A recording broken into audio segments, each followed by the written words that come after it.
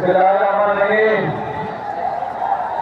আজকের এই অনুষ্ঠানের সম্মানিত সভাপতি, মঞ্চে উপস্থিত মন্ত্রী পরিষদের সদস্য, সংসদ সদস্যবৃন্দ, সমাজ কল্যাণ মন্ত্রণালয়ের কর্মকর্তা বৃন্দ, উপস্থিত এলাকার মুরব্বীবর্গ, মা বোনেরা, এলাকাবাসী ভাইয়েরা, আমাদের নেতৃবৃন্দ, কর্মী ভাইরা, আসসালামু আলাইকুম। কেমন আছেন সবাই? আলহামদুলিল্লাহ। আমার জন্য কিন্তু আজকে একটা খুব আনন্দের দিন। কেন জানেন?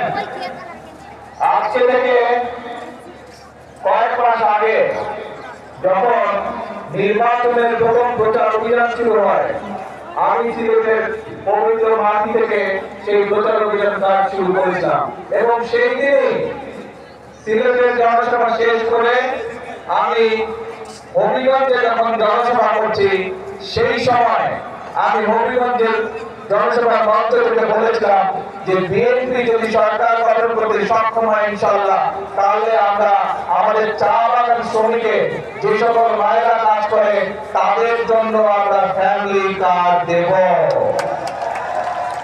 আজকে আল্লাহর কাছে আমি হাজারো শুকরিয়া জানাই, লক্ষ শুকরিয়া জানাই যে আল্লাহ আমাকে সেই তৌফিক দিয়েছেন আজকে যে আমি আমার কথা আজকে রাখতে পেরেছি। আমি তাদের কাছে আমার ফ্যামিলি কার্ড পৌঁছে দিয়েছি আজকে। হ্যাঁ, আমরা হয়তো আজকে সবাইকে দিতে পারিনি, কিন্তু ইনশাআল্লাহ আগামী 1 বছরের মধ্যে আমরা প্রায় সকল নারী শ্রমিকের কাছে, চা বাগানের সকলের কাছে আমরা ফ্যামিলি কার্ড পৌঁছে দেব ইনশাআল্লাহ। প্রিয় ভাই বোনেরা,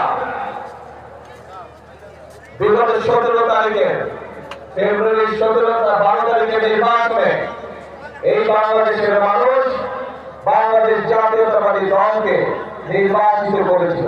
কেন?